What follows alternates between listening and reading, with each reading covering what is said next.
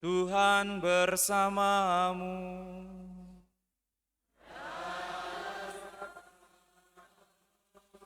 Inilah Injil suci menurut Yohanes. Dimuliakanlah Tuhan.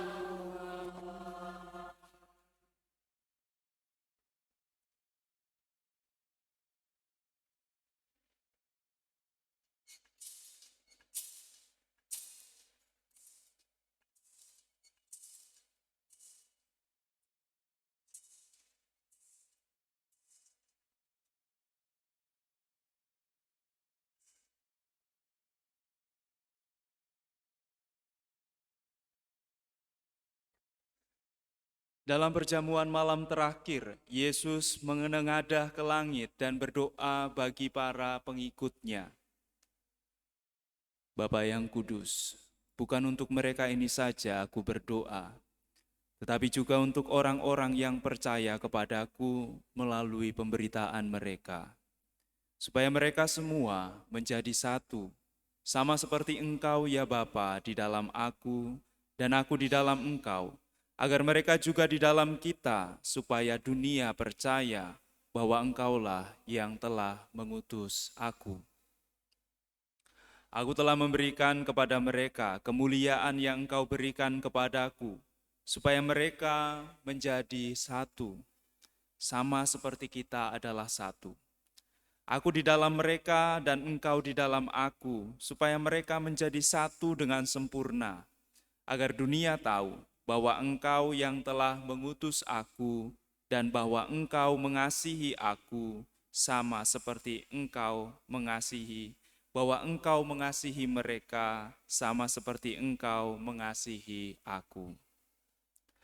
Ya Bapa, aku mau supaya di mana aku pun berada, mereka juga berada bersama-sama dengan aku, yakni mereka yang telah Engkau berikan kepadaku, agar mereka memandang kemuliaanku yang telah Engkau berikan kepadaku, sebab Engkau telah mengasihi aku sebelum dunia dijadikan.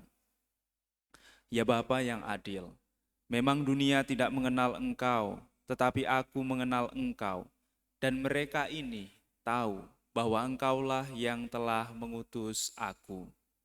Aku pun telah memberitahukan namamu kepada mereka, dan aku akan memberitahukannya, supaya kasih yang kau berikan kepadaku ada di dalam mereka, dan aku di dalam mereka. Demikianlah sabda Tuhan. Terpujilah suci.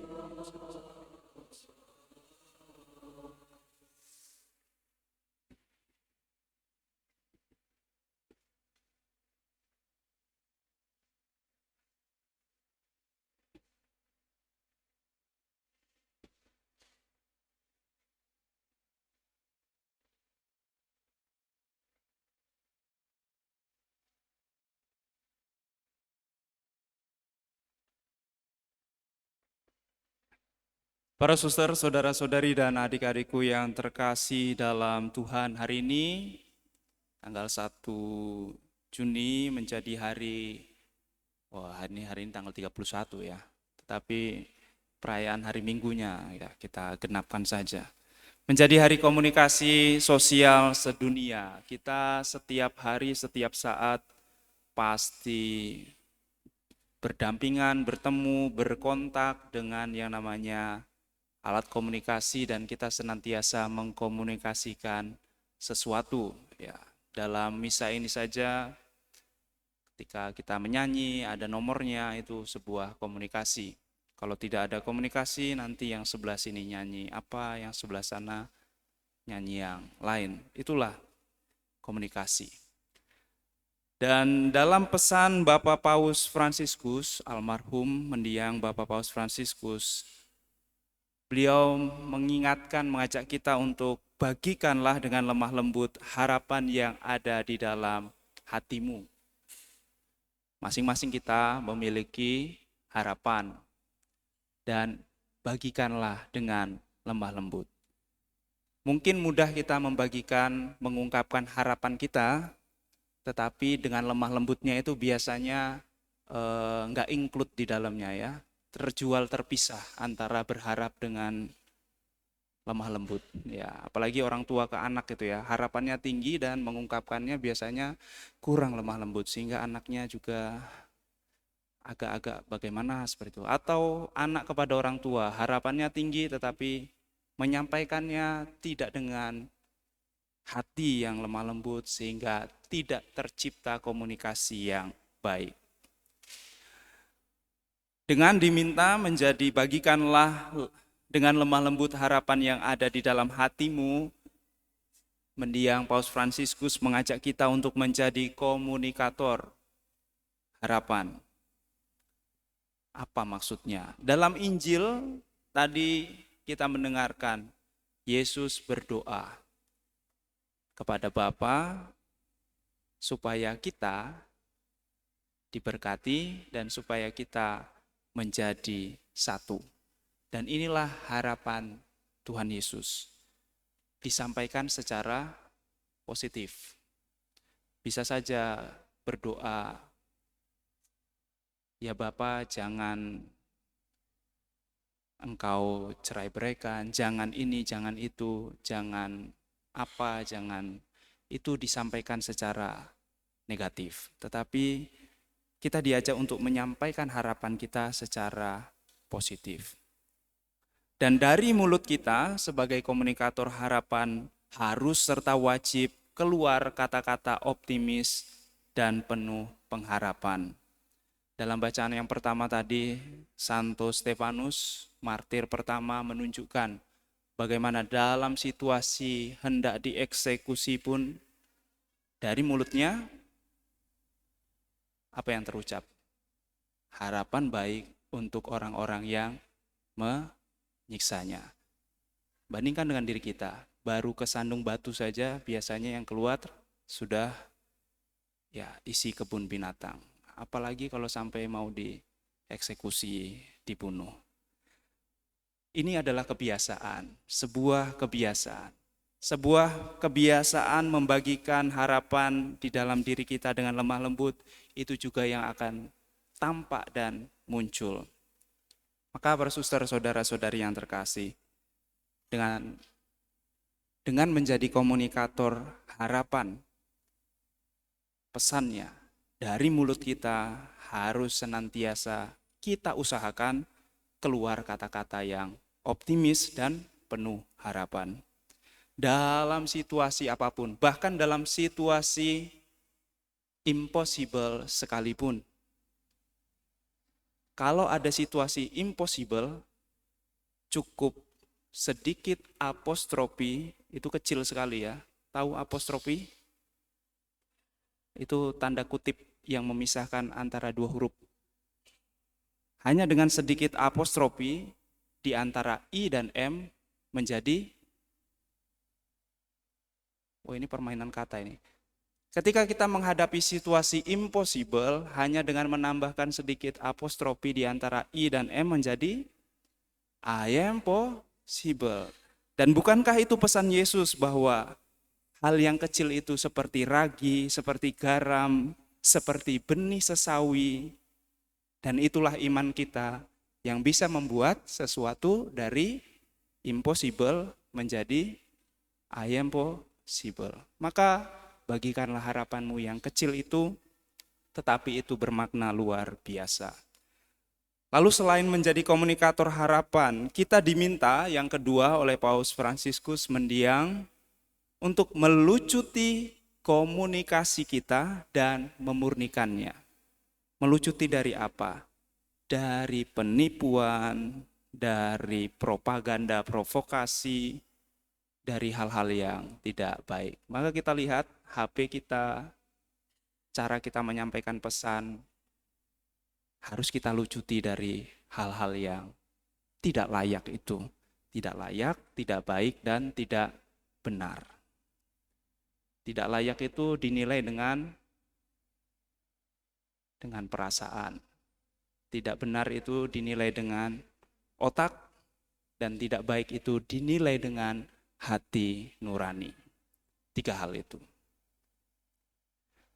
Dan ciptakanlah komunikasi sebagaimana artinya dari kata komunikare, yang artinya membuat sama.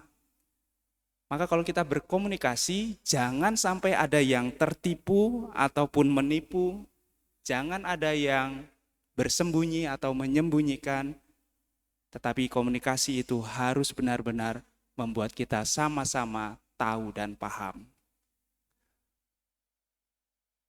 Mungkin kita sering melihat bagaimana dunia salah menggunakan komunikasi, bukan untuk menjadi sama, tetapi untuk memisahkan, untuk mempropaganda, untuk mencerai-beraikan.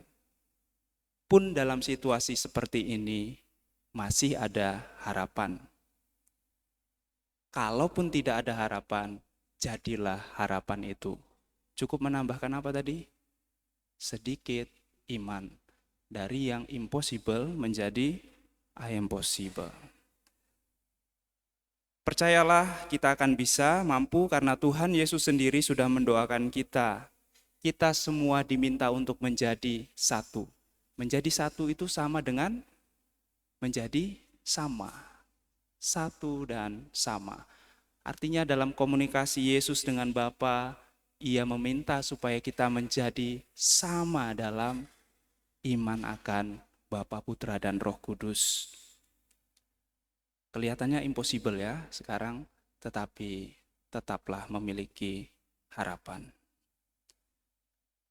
Lalu semua hal tadi menjadi komunikator harapan, kita melucuti komunikasi dan memurnikannya. Bapak Paus meminta kita untuk kita menjelaskan dengan lembut harapan yang ada di dalam diri kita. Menjelaskan. Maka harapan itu adalah sesuatu yang aktif, bukan pasif, menunggu. Tetapi disampaikan dengan karitatif, dengan penuh kasih, bukan secara agresif. Ada bentuk-bentuk pengungkapan harapan yang disampaikan dengan agresif. Ya, memaksa, kalau enggak diberi, saya minggat dari rumah, seperti itu. Tunjukkanlah dengan cara yang penuh kasih. Bagi kita orang Kristiani, bagaimana caranya untuk menjelaskan dengan lemah lembut harapan di dalam diri kita? Caranya adalah dengan menampakkan wajah Kristus yang telah menebus kita dan yang tinggal di dalam hati kita. Inilah yang kita komunikasikan, dan ketika kita membawa ini, kita semua bisa berjalan bersama. Jangan berjalan di depan saya karena kamu bukan pemimpin saya, pemimpin kita itu hanya Tuhan.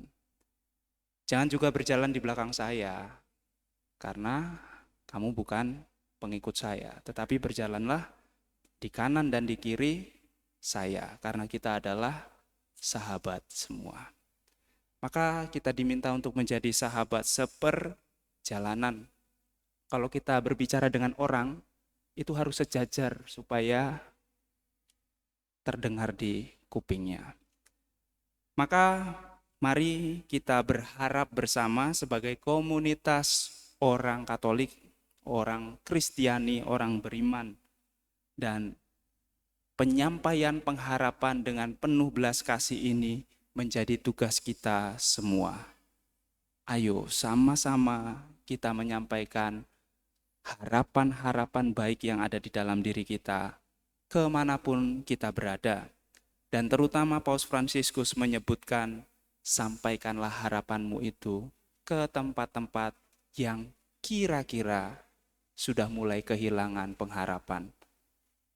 Misalnya di penjara, di rumah sakit kanker, di rumah sakit lainnya, ke panti-panti jompo, dan ke pinggiran-pinggiran masyarakat, di mana harapan sedikit demi sedikit mulai pudar. Dan untuk itu semua, Jangan pernah kita melupakan hati kita. Apa-apa pakailah hati, berilah hati. Beri ruang bagi hati yang tulus ikhlas. Dengan demikian kita bisa melakukan segala sesuatu dengan penuh gairah, semangat, dan harapan. Terakhir, Paus Fransiskus mengajak kita untuk ceritakanlah kisah-kisah penuh harapan dalam hidupmu, kepada anak-anakmu, kepada sahabatmu, kepada tetanggamu. Ceritakanlah kisah-kisah penuh harap. Maka kalau datang ke tetangga itu jangan hanya mengeluh, mengeluh. Kelihatan seperti orang Katolik ini tidak pernah ada bahagianya. Atau datang ke sahabat jangan hanya mengeluh. Tetapi datang kepada mereka, ceritakanlah kisah yang penuh harapan. Percayalah, kita akan bisa karena Tuhan Yesus sudah mendoakan kita. Semoga kita bisa mewartakan Tuhan Yesus yang ada di dalam diri kita. Dan dengan demikian kita menjadi satu, menjadi sama. Komunikasi kita sungguh-sungguh hidup, sungguh-sungguh nyata. Semoga Tuhan memberkati kita.